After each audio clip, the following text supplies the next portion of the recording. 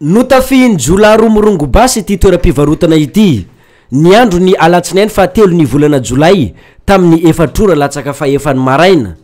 Lasa tamin'izany ny vola be mitentina 1,190,000 ariary sy vola mena ho an'ilay tompony toeram-pivarotana. Teto amin'ny fokotany Ambalavola secteur 2 no nisehony tantara. Zakanisy tamin'ny matinal teo tamin'ny 4h moins zany le raha zegny se passe zegny le action zegny. De misy olona anakoroa fivadia zany matora ao an-trano zany de misy dahalo anakoroa amizay zany araiky manao lambany teniny police zany izy complet miaraka amin'ny basy de raiky amizay manao tenny civil tsotra foana izy zany de nitriky zany reo nitriky avy amin'ny varavarana amin'ny devant eto reo nitriky tantrano to reo de nagnano zay raha jiaby tiandreo alaigna zany reo raha fa avy amizay zany ny nandeha nitriky amin'ny sambra misy le olo rehefa vadiany reo zany de ny foazindreo zegny reo hoe ny foazana fa aboa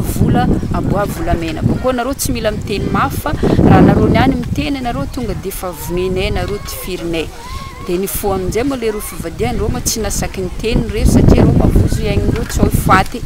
tonga de reo ny teny fa zay hoe tsisy vola tsy marigny zay tenenindreo fa misy vola aminareo fa aboa vola zay ny tenenindreo de farany amizay manavozo iainindreo tsy faty reo zany de namoaka vola zany reo zany le vola tamindreo zany naboaka zany le vola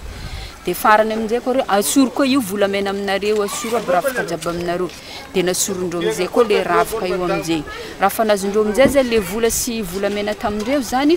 de nivoaka moramora amizay zany reo de lasa reo niboaka nareo niany ko mbola miteny zay mandeha mbola podiana nendre mandeha ko nareo zay zany nataondre de tsy nasaky ny teny zareo fivadiany tonga de fa lasa reo de raha fa lasa amizay reo zay reo vao nandeha namoha zay jirany tato zay karan'izay zany feneny le vola ndraiky tegna tsy dia haiko tsara le isany satria le madama le tena tompony tragno zany efa sempotra be izy zany efa tsy tafiteny firy fa hoe vola izy boka nafty le olo tena le olo fa izy zany efa niteny taminay fona hoe vonjeza efa misy raha karaha zegny zany misy passé aminay zay fona zany nataony fa le vola tsy haiko fa izy tegna tompony zany tena mahay le isaka le vola zavatra tokony nalaindre tao avy amizay reo namoa zahay voazy ataotra iny sady basy eo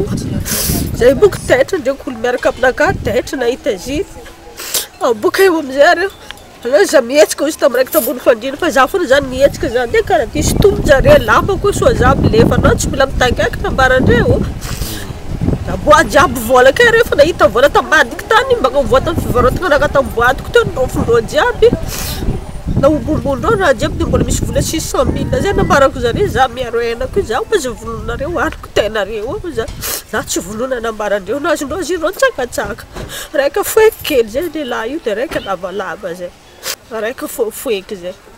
vola mena taminaka nasendreo ntsoagna ndraiky zany tsara fiala mivozona ko tsy rano jiaby reo mahita za